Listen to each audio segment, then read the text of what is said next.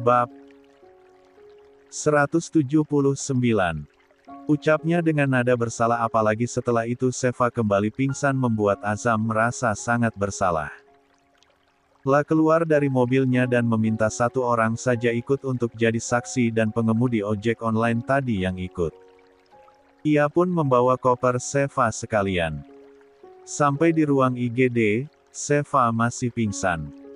Ia langsung mendapat perawatan dari tim perawat dan dokter. Azam yang hari ini ada kuis, berkali-kali melihat arlojinya lalu bolak-balik seperti setrikaan. 14. Duduk Mas.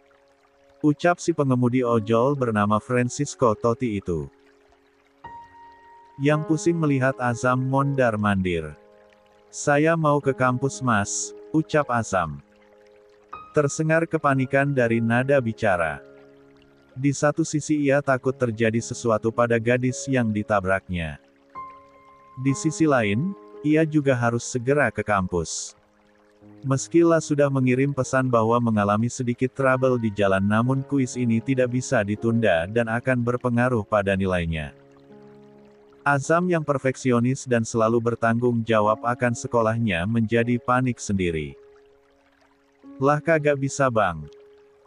Abang bagaimana? Harus tanggung jawab dulu, tunggu si mbaknya takut kenapa-napa. Keadilan mesti ditegakkan ini, ujar Francisco sinis sambil melipat tangannya dan duduk di kursi tunggu rumah sakit. Saya buru-buru Mas. Saya, apalagi, harus narik ini. Tapi mau-maunya saya nganterin kemari. Takut juga saya abangnya kabur. Kasian tuh mbaknya. Tolongin saya ya Mas. Saya mau ke kampus dulu. Masnya yang tungguin. Pinta Azam berdiri di depan. Francisco. Lah, gimana urusannya? Abang yang nabrak saya yang tanggung jawab. Azam terlihat sangat panik sekarang. Saya tetap yang bayar administrasinya Mas. Saya juga nanti titipin kartu nama saya ke Masnya biar bisa dihubungi. Enggak ah. Saya mesti narik. Saya mau balik ngojek lagi aja. Tolak Francisco mengambil helm di sampingnya. Saya kasih kompensasi ya, buat Masnya beli bensin. Tolong ya Mas. Minta Azam lagi.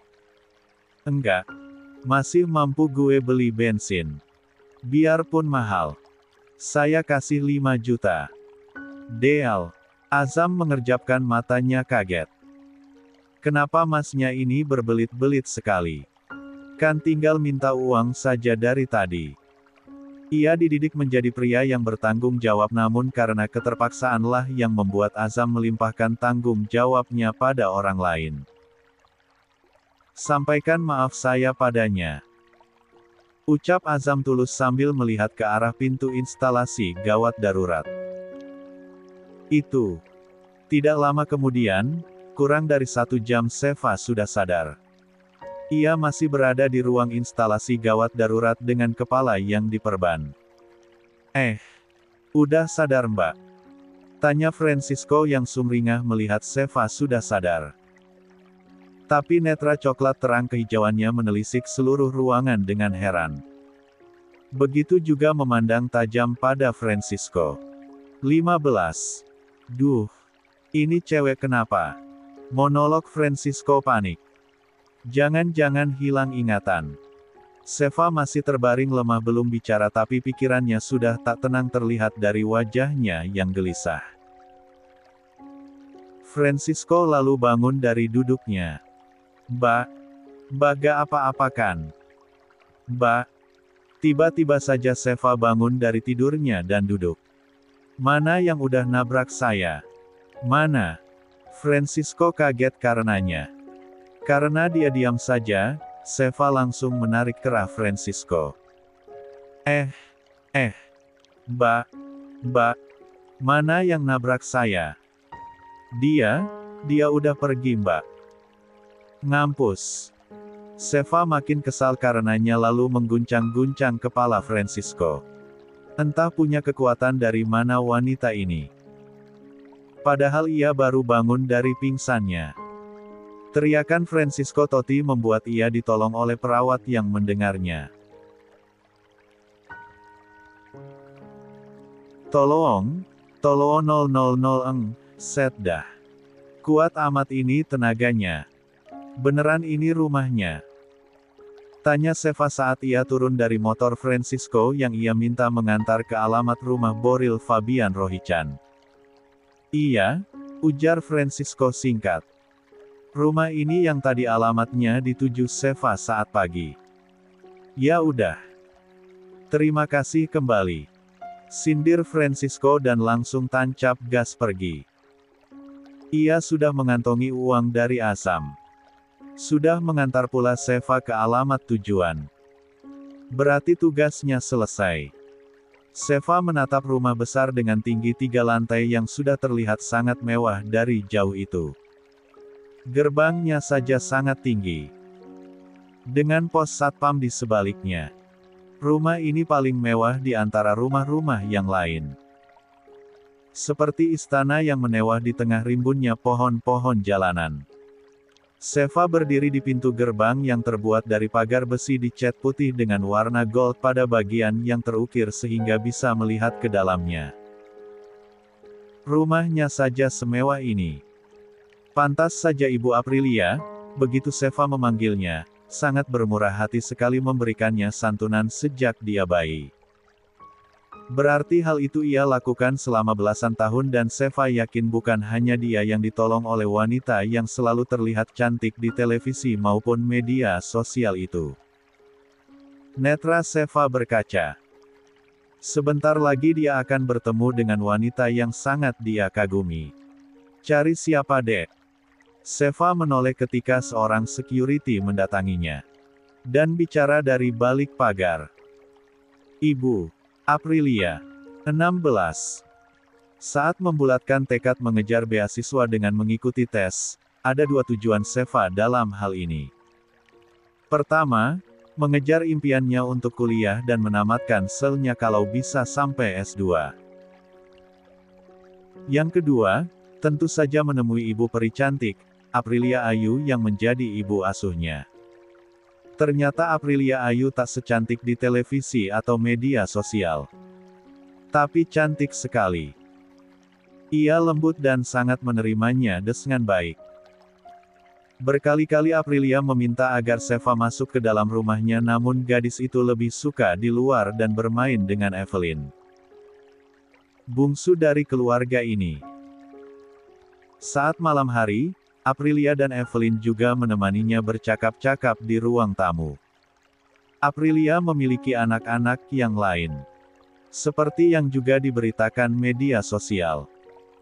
Tapi Aprilia bilang kalau mereka sedang kuliah dan belum pulang. Saat sedang berbincang dengan Aprilia dan Eve itulah, Seva melihat kalau suami dari Aprilia datang. Boril Fabian Rohichan. Berbeda kesan ketika pertama kali bertemu dengan Aprilia. Entah kenapa Seva begitu gugup. Boril sama sekali tak tersenyum saat melihatnya. Bahkan tak menyapanya. Seva sampai menciut sendiri melihat pria yang menurut artikel yang dibacanya kalau tidak salah berusia lebih dari 60 tahun namun tidak seperti kebanyakan orang pada umumnya. Boril masih sangat tampan meski sebagian rambut dan jenggotnya memutih.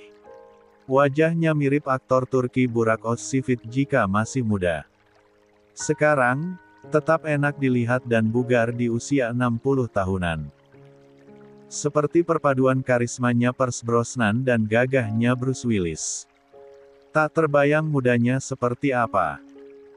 Pantas saja ia memiliki istri yang nyaris sempurna seperti Aprilia Ayu.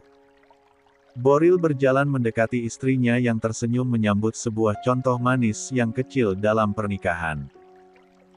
Ternyata meski wajahnya terlihat seram di mata Seva namun Boril sangat menyayangi putri bungsunya.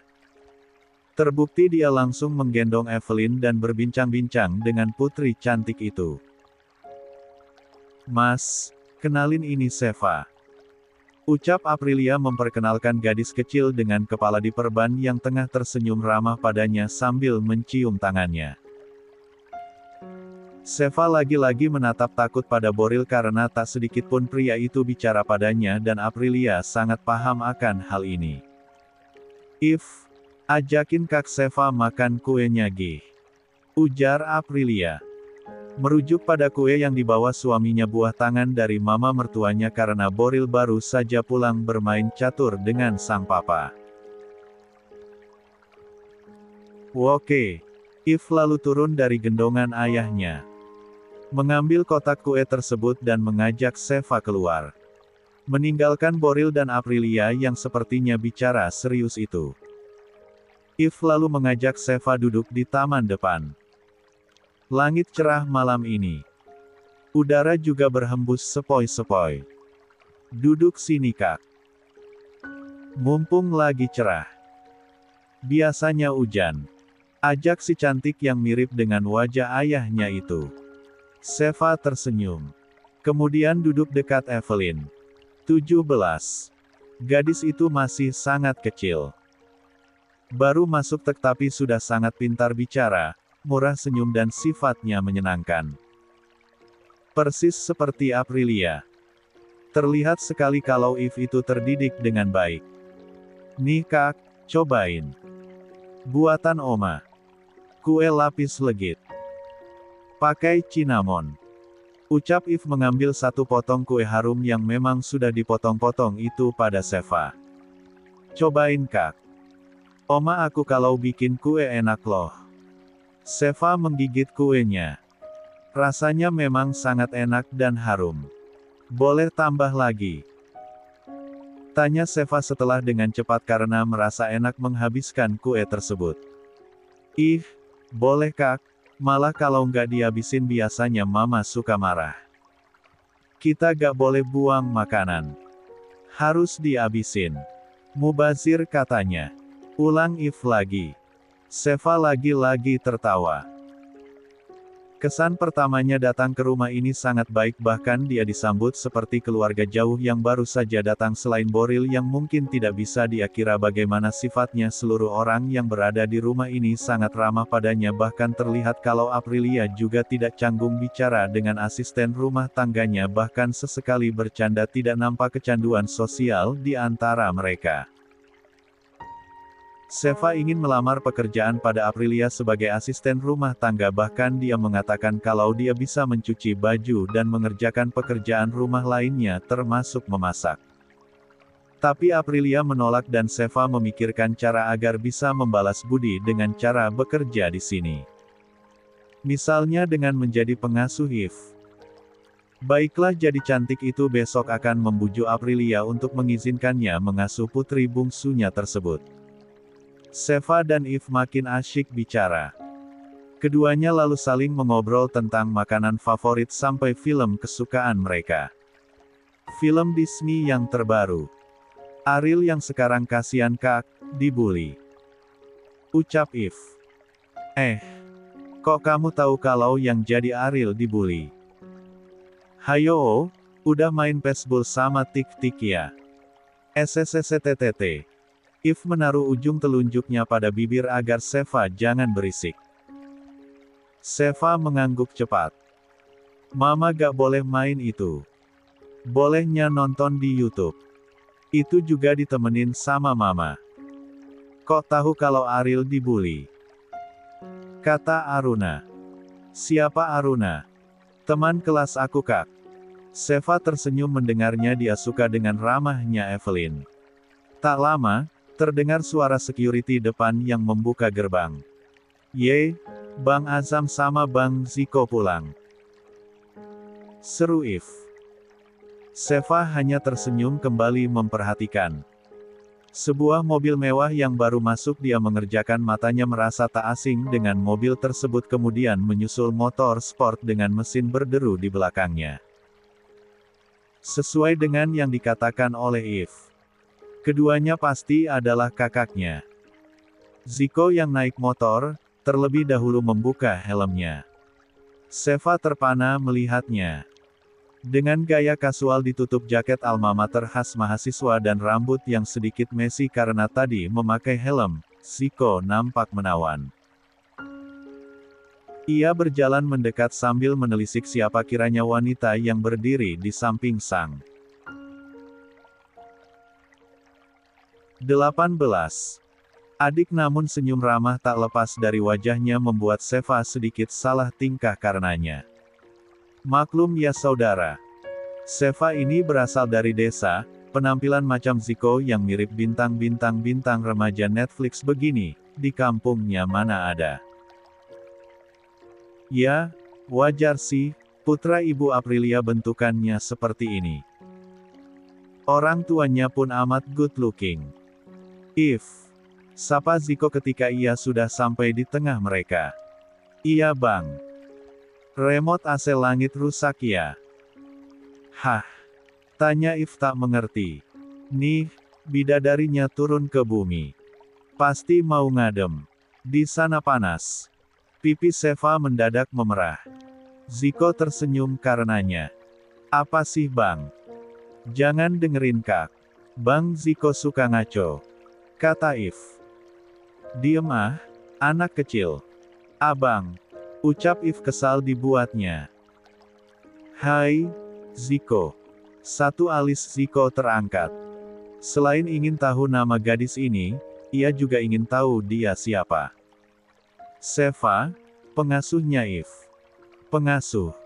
Ziko menoleh pada adiknya sedangkan Evelyn menganggukkan kepalanya sambil bertepuk tangan pertanda kalau dia senang. Ziko malah aneh melihat adiknya tersetbut. Suara pintu mobil tertutup mengejutkan mereka, rupanya kakak If yang lain, juga sudah pulang. Seva tak sempat melihat foto-foto keluarga yang berada di ruang tengah tadi.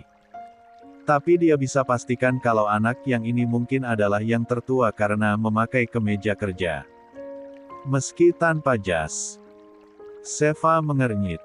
Ia menyipitkan matanya. Perawakan pria itu pernah dilihatnya. Dan saat Azam berbalik setelah mengunci pintu mobil, Seva terkejut melihat wajahnya. Dia, pria tidak bertanggung jawab yang menabraknya tadi pagi. Refleks, Seva mengambil sapu yang berada di pojokan pohon mangga besar kemudian berlari dan tiba-tiba saja. Baf, baf, baf. Ziko dan If terkejut Seva memukuli Azam yang baru datang. 19. Entah hari apa ini. Azam merasa jika nasib baik belum berpihak padanya. Bermula sejak tadi pagi dia kesiangan bangun tidur sehingga harus buru-buru berangkat ke kampus karena ada kuis. Saking buru-burunya dia menabrak seorang perempuan dan kemudian harus membawanya ke rumah sakit. Meski bertanggung jawab dengan membayar seluruh biaya administrasi dan meminta pengemudi ojek online untuk menemani perempuan yang ditabraknya, namun Azam meninggalkannya di rumah sakit. Pernah mendengar kalau menabrak kucing bisa sial seharian? Nah, agaknya itulah yang terjadi pada Azam. Belum sampai di kampus, ban mobilnya kempes karena melindas paku. Terpaksalah pun naik taksi untuk sampai ke tempat belajarnya itu. Dosen yang mengajar pagi itu memang memberinya keringanan saat sampai di kelas.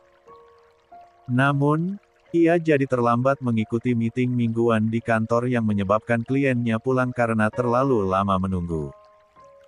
Padahal kerja sama ini akan membawa WANGPED menjadi wakil e-commerce dari Indonesia ke Turki.